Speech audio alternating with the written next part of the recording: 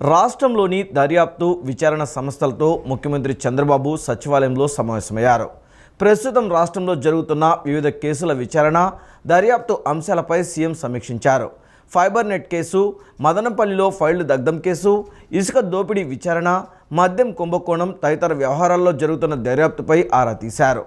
అదే సమయంలో వేర్వేరు కేసుల్లో వేగంగా దర్యాప్తు ముగించి కోర్టుల్లోనూ విచారణ పూర్తి చేసి నిందితులకు శిక్ష పడేలా చేయాలని సీఎం స్పష్టం చేసినట్లు సమాచారం.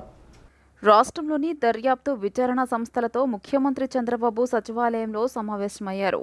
ఫైబర్ నెట్ కేసు సహా వివిధ కేసుల్లోని విచారణ, దర్యాప్తు వ్యవహారంపై ఆయా దర్యాప్తు సంస్థల అధికారులతో సమీక్ష నిర్వహించారు. ప్రస్తుతం విచారణ ఏ దశలో ఉందన్న అంశాలను సీఎం అధికారుల నుంచి అడిగి తెలుసుకున్నారు. సచివాలయంలో సీఎస్, డీజీపీ సహా ఇతర దర్యాప్తు సంస్థల అధికారులతో సీఎం ప్రత్యేకంగా భేటీ అయ్యారు. గత ప్రభుత్వ హయాంలో అవినీతి వ్యవహారాలకు సంబంధించిన వివిధ కేసుల దర్యాప్తు పురోగతి సహా రాష్ట్రంలోని శాంతి భద్రతల అంశంపై ముఖ్యమంత్రి చంద్రబాబు ఉన్నతాధికారులతో సమీక్ష నిర్వహించారు. సచివాలయంలో CS Neerabh Kumar Prasad, DGP Dwaraka Tirumala Rao, CID chief Ravishankar Ayyanar, vigilance enforcement director general Harish Kumar Gupta, హోంశాఖ ముఖ్య కార్యదర్శి కుమార్ విశ్వజిత్ సహా ఇంటెలిజెన్స్ చీఫ్ లడ్డాతో సీఎం భేటీ అయ్యారు. మద్యం, గనులు, ఫైబర్ నెట్, భూ కబ్జాలు, మదనపల్లె ఫైల్స్ వంటి వాటిలో దర్యాప్తు పురోగతిపై చర్చించారు.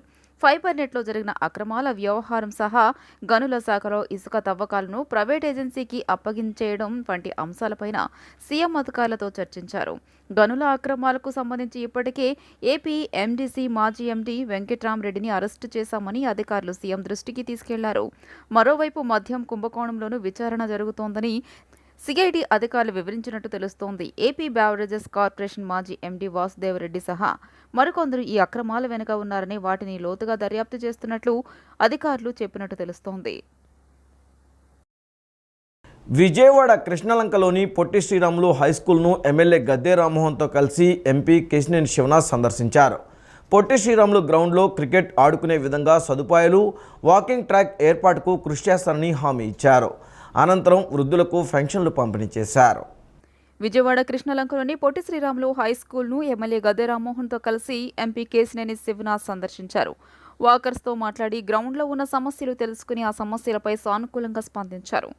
ఈ సందర్భంగా ఎమ్మెల్యే గద్దెతో కలిసి కొద్దిసేపు షటిల్ ఆడారు. పొట్టి శ్రీరాములు గ్రౌండ్లో క్రికెట్ ఆడుకునే విధంగా సదుపాయాలు, వాకింగ్ ట్రాక్ ఏర్పాటుకు కృషి చేస్తానని హామీ ఇచ్చారు. అనంతరం వృద్ధులకు పెన్షన్లు అందజేశారు. ఈ సందర్భంగా ఎమ్మెల్యే మాట్లాడుతూ పెన్షన్ల పథకానికి శ్రీకారం చుట్టింది తెలుగుదేశం ప్రభుత్వమే అన్నారు. ఆనాడు ఎన్టీఆర్ 35 రూపాయలతో పెన్షన్లకు శ్రీకారం చుడితే అనంతరం చంద్రబాబు దశల వారీగా పంపిణీ చేశారని గుర్తు చేశారు. ఎన్నికల సమయంలో రాజకీయ లబ్ధి కోసం జగన్ సచివాలయాల ద్వారా పెన్షన్ల పంపిణీ చేయకుండా 42 మంది వృద్ధుల ప్రాణాలు తీశారని ఆరోపించారు. తమ ప్రభుత్వం వాలంటీర్లు లేకుండానే పెన్షన్ల పంపిణీ విజయవంతంగా నిర్వహిస్తున్నామని పేర్కొన్నారు. మన ఎలక్షన్ సమయంలో మండు టెండలో పెద్దవాళ్ళందరూ కూడా వెళ్ళి పెన్షన్ తీసుకోలేని స్థితిలో ఉంటే ఆ రోజున కోర్టు కొన్ని ఉద్దేశంతో వాలంటీర్లు ఎలక్షన్ డ్యూటీలు ఏం చేయడానికి వీల్లేదు, ఈ ఎలక్షన్ కోడ్ ఉన్నంత వరకు వాళ్ళు బయటకు వచ్చి పనిచేయడానికి వీల్లేదని చెప్పి ఒక తీర్పు ఇస్తే ఆ రోజు నారా చంద్రబాబు నాయుడు గారు ఆ ప్రభుత్వం, అప్పుడున్న జగన్మోహన్ రెడ్డి గారి ప్రభుత్వాన్ని మీరు పేదలను ఇబ్బంది పెట్టద్దు, మీరు ఉన్న సచివాలయ సిబ్బంది లేదా ఇతర రెవెన్యూ సిబ్బంది అందరినీ కలుపుకుని వాళ్ళ ఇంటికి వెళ్ళి పెన్షన్ ఇవ్వండి అంటే ఆయన రాజకీయ లబ్ధి కోసం వీళ్ళందరూ ఎండలో ఇబ్బంది పడితే తనకేదో ఓట్లు గుమ్మరిస్తారని చెప్పి ఒక దురుద్దేశంతో ఆయన 42 ప్రాణాలు ఆ రోజున ఎండలో గాల్లో కలిసిపోయాయి, 42 మంది. దానికి బాధ్యత ఎవరు వహించాలంటే జగన్మోహన్ రెడ్డి గారు వహించారు. ఇవాళ అదే ఎంప్లాయీస్తో వాలంటీర్స్ లేకుండా సచివాలయం సిబ్బందితో గతంలో కంటే ముందు గతం 4-5 రోజులు పట్టేది ఇవాళ కేవలం ఒక్క పూటలు ఇందాక ఒక తల్లి చెబుతూ ఉంది, ఆవిడకి పెన్షన్లు 64 ఇస్తే 52 పూర్తి అయిపోయినాయి. విజయవాడ ఇంద్రకీలాద్రిపై శరన్నవరాత్రి మహోత్సవాలకు ఏర్పాట్లను అధికారులు శరవేగంగా పూర్తి చేస్తున్నారు. ఉత్సవాలలో భక్తులు ఎవరికీ ఇబ్బంది కలగకుండా అన్ని రకాల చర్యలు తీసుకుంటున్నారు. అమ్మవారి దర్శనానికి ప్రత్యేక క్యూ లైన్లు ఏర్పాటు చేస్తున్నారు. ఇంద్రకీలాద్రిపై దసరా ఉత్సవాలకు ఏర్పాట్లను అధికారులు శరవేగంగా పూర్తి చేస్తున్నారు. ఈ మధ్య కురిసిన వర్షాలకు దుర్గాఘాట్ సమీపంలో కొండరాళ్లు జారిపడ్డాయి. దీన్ని దృష్టిలో ఉంచుకుని అధికారులు రోడ్డును సగం వరకు మూసివేస్తూ తాత్కాలిక గడ్డర్లను ఏర్పాటు చేశారు. దీంతో ట్రాఫిక్ సమస్యలు తలెత్తడంతో ఆలయ సిబ్బంది జాతీయ రహదారిపై మధ్య క్యూ లైన్కు ఏర్పాటు చేశారు. అపరిశుభ్రంగా ఉన్న దుర్గా ఘాట్ను శుభ్రం చేస్తున్నారు. ఈసారి జరిగే ఉత్సవాలకు గడ్డర్లు, ట్రాఫిక్ ఆటంకం లేకుండా ఏర్పాటు చేస్తున్నారు. అమ్మవారి దర్శనానికి కొమ్మరిపాలెం సెంటర్ వైపు నుంచి వచ్చే భక్తులకు ప్రత్యేకంగా క్యూ లైన్ ఏర్పాటు చేశారు. అమ్మవారి ఉత్సవాలు ప్రారంభం కావడానికి కొద్ది రోజులే సమయం ఉంది. ఈ క్రమంలోని ఘాట్ రోడ్ రక్షణ గోడ నిర్మాణ పనులు తుది దశకు చేరుకున్నాయి. ఈ మార్గంలో క్యూ లైన్లు ఇప్పటికే మొదటి మలుపు వరకు పూర్తయ్యాయి. కెనాల్ రోడ్, వినాయకుడి గుడి నుంచి దుర్గగుడి టోల్ గేట్ వరకు క్యూ లైన్ నిర్మాణాన్ని దేవస్థానం అధికారులు పూర్తి చేశారు. దసరా ఉత్సవాల నేపథ్యంలో అమ్మవారి దర్శనానికి వచ్చే భక్తులు సుమారు 7 లక్షల మంది ఉంటారని దేవస్థానం అధికారులు అంచనా వేశారు. భక్తుల తాకిడిని దృష్టిలో పెట్టుకుని 15 లక్షల లడ్డూ ప్రసాదాన్ని సిద్ధం చేయనున్నారు. అందుకు అవసరమైన పొయ్యిలు, ప్రసాదాల పోటులో యుద్ధ ప్రాతిపదికన ఏర్పాటు చేస్తున్నారు. నిత్యం ప్రసాదాల తయారీకి వినియోగించే వాటికి అదనంగా 30 పొయ్యిలను ఏర్పాటు చేశారు. వాటిని తరలించేందుకు ప్రసాదాల పోటు రెండో ఎగ్జిట్కు అడ్డుగా ఉన్న నేతి డబ్బాలను తొలగించారు. అమ్మవారి ప్రసాదాలను ఆలయ ప్రాంగణానికి తరలించే వాహనాలు, సిబ్బంది కోసం కొంత ఖాళీ స్థలాన్ని కూడా వదిలారు. రాష్ట్రంలో ప్రతి జిల్లాలోనూ ఒక సైబర్ పోలీస్ స్టేషన్ను ఏర్పాటు చేయాలని రాష్ట్ర ప్రభుత్వం నిర్ణయించింది. ఈ తరహా నేరాల సంఖ్య, విస్తృతి రోజురోజుకు పెరుగుతున్న నేపథ్యంలో సమర్థంగా ఎదుర్కొనేందుకు సర్కార్ సన్నద్ధమైంది. అందులో భాగంగా సైబర్ పోలీస్ స్టేషన్లను నెలకొల్పేందుకు కసరత్తు చేస్తుంది. రాష్ట్రంలో ప్రతి జిల్లాలోనూ ఒక సైబర్ పోలీస్ స్టేషన్ను ఏర్పాటు చేయాలని రాష్ట్ర ప్రభుత్వం నిర్ణయించింది. విజయవాడ, విశాఖపట్నం నగర కమిషనరేట్లతో పాటు అమరావతిలోని సిఐడి ప్రధాన కార్యాలయంలో సైబర్ పోలీస్ స్టేషన్లు ఉన్నాయి. ప్రస్తుత అవసరాలకు ఇవి సరిపోవట్లేదు. ఎన్టీఆర్, విశాఖపట్నం జిల్లాల్ని మినహాయించి మిగతా 24 జిల్లాల కేంద్రాల్లో సైబర్ పోలీస్ స్టేషన్లను తేవాలని ప్రభుత్వం సంకల్పించింది. సాంకేతికంగా అత్యుత్తమ పరిజ్ఞానం ఉన్న ఇన్స్పెక్టర్లను ఈ స్టేషన్లకు ఎస్హెచ్ఓలుగా నియమించనుంది. దర్యాప్తునకు అవసరమైన సాంకేతిక పరికరాల్ని సమకూర్చనుంది. సైబర్ నేరాల బారిన పడుతున్న వారి సంఖ్య ఎక్కువగా ఉంటున్నా ఫిర్యాదులు చేస్తున్న వారు తక్కువ. ప్రతి సైబర్ నేరానికి సంబంధించి ఫిర్యాదు ఇచ్చేలా బాధితులను ప్రోత్సహించడం, కేసు దర్యాప్తు చేయడం ఈ పోలీస్ స్టేషన్ బాధ్యత. పెనుకొండ నియోజకవర్గం గోరంట్ల మండలం దిగువ గంగంపల్లి తండాలో ఆదివారం తెల్లవారుజామున పిడుగుపడి మృతి చెందిన గిరిజన దంపతుల కుటుంబ సభ్యులకు రాష్ట్ర బీసీ సంక్షేమ శాఖ మంత్రి ఎస్ సవిత ప్రభుత్వం తరపున పరిహారం పంపిణీ చేశారు. ఇదే దుర్ఘటనలో గాయపడిన గిరిజన దంపతుల కుమారుడు జగదీష్ నాయక్కు 8,75,000 రూపాయల చెక్కును అందజేశారు. పిడుగుపడిన దుర్ఘటనలో దశరథ్ నాయక్, దేవిబాయ్ వీరితో పాటు 2 పాడి ఆవులు మృతి చెందిన విషయం తెలిసిందే. మృతులకు ఒక్కొక్కరికి 4 లక్షల చొప్పున 8 లక్షలు, అదేవిధంగా 2 పాడి ఆవులకు గాను 75,000, మొత్తం 8,75,000 రూపాయల చెక్ను మంత్రి పంపిణీ చేశారు. కలెక్టర్ గారు, మరి ఆర్డీఓ గారు, మరి డిపార్ట్మెంట్ అందరూ సహకరించి ఇమీడియట్గా హాస్పిటల్ తీసుకొచ్చి ఆ అబ్బాయిని రికవర్ చేశాం.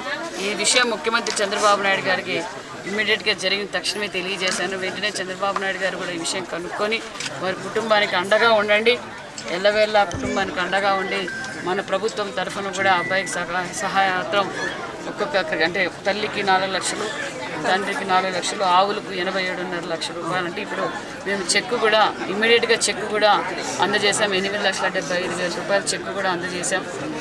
కాబట్టి నేను అందరికీ తెలియజేసేది ఒకటే, మీరు కూడా అందరూ జాగ్రత్తగా ఉండాలి. కొన్ని సూచనలు, సలహాలు ఇప్పటికప్పుడు పిడుగు పడడం ముందే ఆల్రెడీ మీడియాలో కూడా వస్తూ ఉంటుంది అధిక వర్షాలు పడినప్పుడు. కాబట్టి తగు జాగ్రత్తలు తీసుకోవాలని కూడా గ్రామస్తులందరినీ, ప్రజలందరినీ కోరుకుంటున్నాం. యువతలో నైపుణ్యాలను గుర్తించడంతో పాటు అవసరమైన వృత్తిపరమైన మెళకువలు నేర్పించి మెరుగైన ఉద్యోగ అవకాశాలు కల్పించడమే లక్ష్యంగా రాష్ట్ర ప్రభుత్వం ప్రతిష్టాత్మక కార్యక్రమానికి శ్రీకారం చుట్టింది. దేశంలోనే తొలిసారిగా నైపుణ్య గణన ప్రక్రియను గుంటూరు జిల్లా మంగళగిరి నియోజకవర్గంలో పైలట్ ప్రాజెక్టుగా ఏపీ నైపుణ్యాభివృద్ధి సంస్థ ప్రారంభించింది. ఇందులో భాగంగా తొలి రోజు ఉద్యోగులు ఇంటింటికి వెళ్లి వివరాలు సేకరించి ప్రత్యేక యాప్లో నిక్షిప్తం చేస్తున్నారు.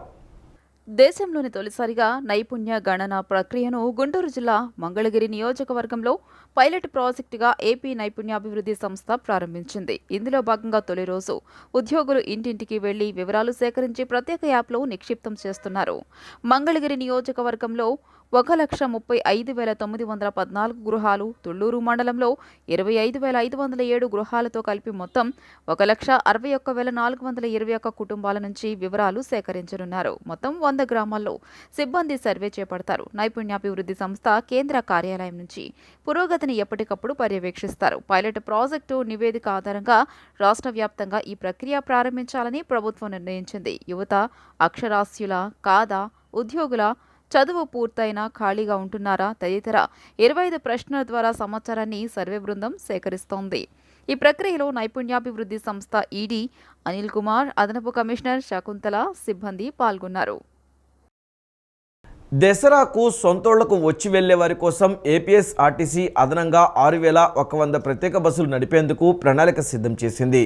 హైదరాబాద్, బెంగళూరు, చెన్నై తదితర నగరాల నుంచి మన రాష్ట్రానికి వచ్చేవాళ్లు, రాష్ట్రంలో ఓ జిల్లా నుంచి ఇతర జిల్లాలకు వెళ్లేవారి రద్దీని దృష్టిలో ఉంచుకుని ఈ నిర్ణయం తీసుకుంది.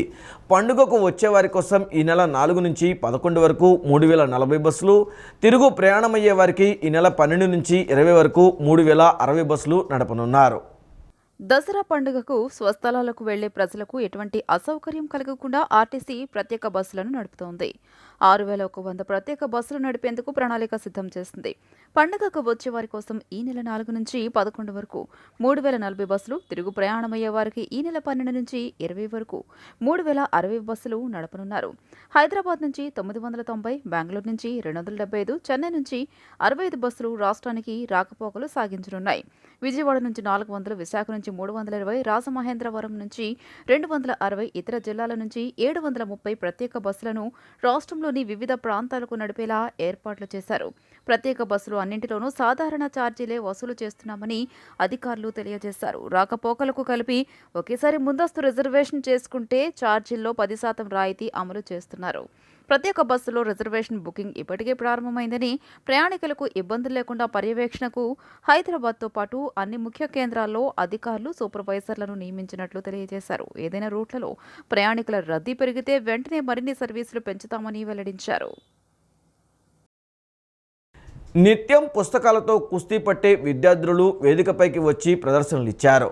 తమ కళా నైపుణ్యాలతో నృత్యాలు చేస్తూ బలా అనిపించారు. సిద్ధార్థ అకాడమీ, ముమ్మినేని సిద్ధార్థ కళాపీఠం సంయుక్త ఆధ్వర్యంలో సిద్ధార్థ నృత్యోత్సవ్ 2024 కార్యక్రమాన్ని విజయవాడ సిద్ధార్థ ఆడిటోరియంలో నిర్వహించారు. సిద్ధార్థ విద్యా సంస్థలకు చెందిన ఇంజనీరింగ్, వైద్య, ఆర్ట్స్ అండ్ సైన్స్ కళాశాలలకు చెందిన 125 మంది విద్యార్థినులు పాల్గొన్నారు. తళుకు బెళుకుల స్వర రాగాలు, యువతీ యువకుల కేరింతలు, బాలబాలికల ఆనందోత్సాహాలు వెలిసి పిబి సిద్ధార్థ విద్యా సంస్థల్లో విద్యను అభ్యసిస్తున్న విద్యార్థులు సిద్ధార్థ నృత్యోత్సవం 2024 పేరిట మొగల్రాజపురంలోని కళాశాలలో ప్రదర్శించిన సంప్రదాయ నృత్యాలు, భక్తి గీతాలతో పాటు పలు అంశాలు ఆసక్తికరంగా సాగాయి. ఆంధ్రప్రదేశ్కు చెందిన కూచిపూడి, తమిళనాడుకు చెందిన భరతనాట్యం, కేరళకు చెందిన మోహిని అట్టం, మహారాష్ట్ర, బెంగాల్ రాష్ట్రాలకు చెందిన సంప్రదాయ నృత్యాలను విద్యార్థులు మనోహరంగా ప్రదర్శించి జాతీయ సమైక్యతను చాటారు. సిద్ధార్థ కళాశాల అనుబంధ కళాశాలలైన నర్సింగ్ కళాశాల, మహిళా కళాశాల, వైద్య కళాశాల, ఇంజనీరింగ్ కళాశాలకు చెందిన విద్యార్థులు 125 మంది వివిధ అంశాలను ప్రదర్శించారు. విద్యార్థులకు కళాపీఠం పక్షాన అకాడమీ అధ్యక్షుడు డాక్టర్ చదలవాడ నాగేశ్వరరావు జ్ఞాపికలు, ప్రశంసా పత్రాలు అందజేశారు. నృత్యోత్సవంలో కళాపీఠం అధ్యక్షుడు పి లక్ష్మణరావు, కళాపీఠం ప్రధాన కార్యదర్శి ఎన్ లలిత్ ప్రసాద్ పాల్గొన్నారు. ఏపీలో నూతన మద్యం పాలసీ నోటిఫికేషన్ను ప్రభుత్వం జారీ చేసింది. 2 ఏళ్ల కాల పరిమితితో నూతన మద్యం విధానానికి ప్రభుత్వం పచ్చజెండా ఊపింది. ఈ నెల 12 నుంచి కొత్త మద్యం విధానం అమల్లోకి రానుండడంతో నేటి నుంచి మద్యం దుకాణాలకు దరఖాస్తులు స్వీకరించనున్నారు. ఈ నెల 11న లాటరీ ద్వారా ఖరారు చేయనుండగా 12 నుంచి రాష్ట్రంలో కొత్త మద్యం దుకాణాలు వెలువడనున్నాయి. ఏపీలో నూతన మద్యం పాలసీ నోటిఫికేషన్ను ప్రభుత్వం జారీ చేసింది. ప్రభుత్వ మద్యం షాపుల విధానానికి స్వస్తి పలికింది. ఈ నెల 12వ తేదీ నుంచి ప్రైవేటు మద్యం షాపులు అందుబాటులోకి రానున్నాయి. రాష్ట్రంలో మద్యం దుకాణాల నిర్వహణ మళ్లీ ప్రైవేటు వ్యక్తులకు అప్పగించాలన్న నిర్ణయం రాష్ట్ర ప్రభుత్వం 2 ఏళ్ల కాల పరిమితితో నూతన మద్యం విధానాన్ని ఖరారు చేసింది. అక్టోబర్ 12 నుంచి 2026 సెప్టెంబర్ 30 వరకు ఈ విధానం అమల్లో ఉంటుంది. మొత్తం 3,396 మద్యం దుకాణాలకు లైసెన్సులు జారీకి నోటిఫికేషన్ విడుదలైంది. నేటి నుంచే దరఖాస్తుల స్వీకరణ ప్రక్రియ ప్రారంభం కానుంది. ఆన్లైన్ లేదా ఆఫ్లైన్ ద్వారా దరఖాస్తులు చేసుకోవచ్చు. ఒకే వ్యక్తి ఎన్ని దరఖాస్తులనైనా పెట్టుకోవచ్చు. ఒక్కో దానికి 2 లక్షల చొప్పున నాన్ రిఫండబుల్ రుసుము చెల్లించాలి. డెబిట్, క్రెడిట్ కార్డుల ద్వారా లేదా బ్యాంకు చలన ద్వారా దరఖాస్తు రుసుము చెల్లించాలి. డీడీ తీసుకుని నేరుగా ఎక్సైజ్ స్టేషన్లలో అందించాలి. జిల్లా కలెక్టర్ల నేతృత్వంలో ఈ నెల 11న లాటరీ తీసి లైసెన్సులు అందించనున్నారు. ఈ నెల 12 నుంచి లైసెన్స్దారులు కొత్త దుకాణాలు ఏర్పాటు చేసుకోవచ్చు. ఇప్పటి వరకు ప్రభుత్వం అధీనంలో నడుస్తున్న మద్యం దుకాణాల విధానం గడువు సోమవారంతో ముగిసింది. అయితే కొత్త దుకాణాలు ఏర్పాటు అయ్యే వరకు వీటినే కొనసాగించేలా ప్రభుత్వం ఉత్తర్వులు జారీ చేసింది. మద్యం దుకాణాలు ఏర్పాటు చేసే ప్రాంత జనాభాను బట్టి మొత్తం 4 స్లాబుల్లో లైసెన్సు రుసుములు ఖరారు చేశారు. తొలి ఏడాది 10,000 లోపు జనాభా ఉన్న ప్రాంతాల్లో 50 లక్షలు, 5 లక్షల కంటే ఎక్కువ జనాభా ఉన్న ప్రాంతాల్లో 85 లక్షలుగా లైసెన్సు రుసుమును నిర్ణయించారు. రెండో ఏడాది ఈ రుసుములపై 10% చొప్పున పెంచి వసూలు చేస్తారు. ఏటా 6 విడతల్లో లైసెన్సు రుసుము చెల్లించాలి. రిటైల్ వ్యాపారం చేసే లైసెన్సుదారులకు 20% మేర మార్జిన్ ఉంటుంది. తిరుమల శ్రీవారి లడ్డూ ప్రసాదంలో జరిగిన అపచారం నివారణ ఉప ముఖ్యమంత్రి పవన్ కళ్యాణ్ చేపట్టిన ప్రాయశ్చిత్త దీక్షకు సంఘీభావంగా జనసేన నేత గరికపాటి శివశంకర్ హనుమాన్ జంక్షన్ అభయాంజనేయ స్వామి దేవస్థానం నుంచి ఇంద్రకీలాద్రి వరకు పాదయాత్ర చేపట్టారు. సుమారు 48 కిలోమీటర్ల మేర పాదయాత్ర చేపట్టిన అడుగడుగున కూటమి శ్రేణులు హారతులతో స్వాగతం నీరాజనాలు పలికారు. కలియుగ దైవం తిరుమల శ్రీ వెంకటేశ్వర స్వామి లడ్డూ ప్రసాదంలో నెయ్యి కల్తీ జరగడంతో ఉప ముఖ్యమంత్రి పవన్ కళ్యాణ్ చేపట్టిన ప్రాయశ్చిత్త దీక్షకు మద్దతుగా గన్నవరం నియోజకవర్గ జనసేన నేత గరికపాటి శివశంకర్ హనుమాన్ జంక్షన్ విజయవాడ ఇంద్రకీలాద్రి కనకదుర్గమ్మ ఆలయం వరకు 48 కిలోమీటర్ల మేర పాదయాత్ర చేపట్టారు. ఉదయం హనుమాన్ జంక్షన్ అభయాంజనేయ స్వామివారి దేవస్థానంలో ప్రత్యేక పూజలు నిర్వహించారు. అనంతరం జనసేన, టీడీపీ, బీజేపీ శ్రేణులతో కలిసి విజయవాడకు పాదయాత్రగా బయలుదేరారు. వీరవల్లి, కోడూరుపాడు, తెల్లప్రోలు, గన్నవరం, రామవరపాడు పలు గ్రామాల్లో కూటమి నాయకులు, కార్యకర్తలు శివశంకర్ పాదయాత్రకు ఘన స్వాగతం పలికారు. వీరవల్లి, కోడూరుపాడు వద్ద టీడీపీ రాష్ట్ర నాయకులు గుండపనేని ఉమావరప్రసాద్, ఉప సర్పంచ్ అజయ్, మండాది రవీంద్ర, నళినీకాంత్, జనసేన పార్టీ నాయకులు కుంకినోళ్ల శ్రీనివాసరావు, గరికపాటి నాగబాబు, చందు, రాజా, కె వెంకటేశ్వరరావు, అంబటి రాజేష్, చిరంజీవి పలువురు స్వాగతం పలికి తిరుపతమ్మ ఆలయంలో ప్రత్యేక పూజలు చేశారు. కులాలు, మతాలు ఐకమత్యంతో మెలగడంతో పాటు రాష్ట్రం సుభిక్షంగా ఉండాలని నిత్యం పరితపించే వ్యక్తి పవన్ కళ్యాణ్ అని కొనియాడారు. ప్రపంచవ్యాప్తంగా ఉన్న కోట్లాది భక్తులు తిరుమల శ్రీవారి ఆలయం లడ్డూ ప్రసాదం కల్తీ జరగడంపై పవన్ కళ్యాణ్ తీవ్ర మనస్తాపానికి గురై ప్రాయశ్చిత్త దీక్ష చేపట్టారు. తిరుమల పవిత్రత, సనాతన ధర్మం గొప్పతనం గురించి ప్రజలు అందరికీ జాగృతంగా తెలియజేసేలా పవన్ కళ్యాణ్ దీక్ష చేస్తున్నారని పిలుపునిచ్చారు.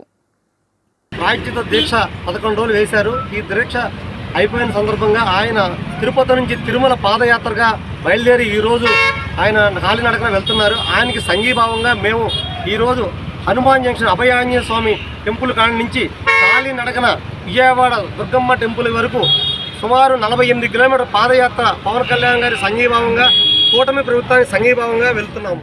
ప్రస్తుత ప్రభుత్వానికి వ్యతిరేకంగా ప్రభుత్వం స్థాపిస్తానని ఆనాడు ప్రమాణ స్వీకారం చేశారు.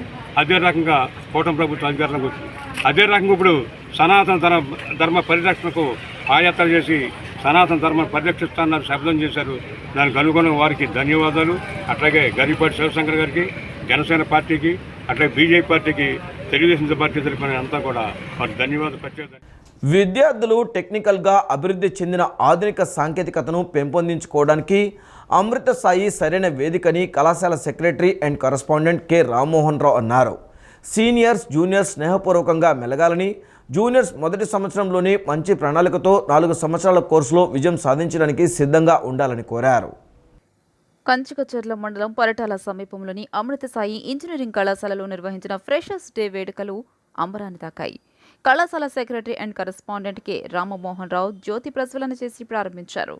ఈ సందర్భంగా ఆయన మాట్లాడుతూ సీనియర్స్ మరియు జూనియర్స్ స్నేహపూర్వకంగా మెలగాలని సూచించారు. జూనియర్స్ మొదటి సంవత్సరంలోనే మంచి ప్రణాళికతో 4 సంవత్సరాల కోర్సులో విజయం సాధించడానికి సిద్ధంగా ఉండాలని కోరారు. కళాశాల ప్రిన్సిపల్ డాక్టర్ ఎం శశిధర్ మాట్లాడుతూ విద్యార్థులు కళాశాలలో ఏర్పాటు చేసిన స్టూడెంట్స్ క్లబ్స్ ద్వారా ఈ కార్యక్రమాలను నిర్వహిస్తున్నారన్నారు. తద్వారా వారిలో లీడర్షిప్, మేనేజింగ్ స్కిల్స్తో పాటు ఆత్మవిశ్వాసం వంటి అంశాలు పెంపొందించుకోవచ్చునని తెలియజేశారు. ఈ వేడుకలను పురస్కరించుకొని విద్యార్థులు ప్రదర్శించిన సాంప్రదాయ నృత్యాలు, నాటికలు ప్రత్యేక ఆకర్షణగా నిలిచాయి. ముఖ్యంగా రీమిక్స్ సాంగ్స్కు విద్యార్థులు ఉత్సాహంతో, కేరింతలతో స్టెప్స్ వేశారు. ఈ కార్యక్రమంలో academic director doctor P Chiranjeevi, administrative director doctor M Sridevi, అన్ని విభాగాల అధిపతులు, అధ్యాపకులు పాల్గొన్నారు. ఈ వార్తలు ఇంతటితో సమాప్తం. నమస్కారం.